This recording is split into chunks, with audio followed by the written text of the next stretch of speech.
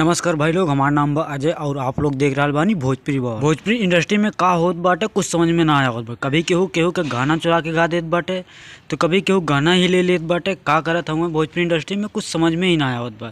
अगर आप लोग के समझ में आवत हो तो यार कमेंट करके जरूर बताएं। जब भी पावर स्टार पवन सिंह के गाना आवेला तो यार तब भी सब लोग यार पूरा बवाल मचा देला। ऐसा का हो गई बाटे जब भी कि भोजपुरी इंडस्ट्री के लोग यार पावर स्टार पवन सिंह के जब भी कोनो गाना आवेला तो बवाल मचा देले।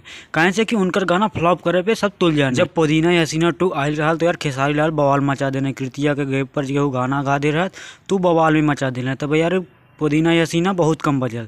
फिर जब कमरिया पतरे पतरे आयल तो यार अक्षरा सिंह बवाल मचा देनी। उमा यार फायदा भी अक्षरा सिंह कर गई।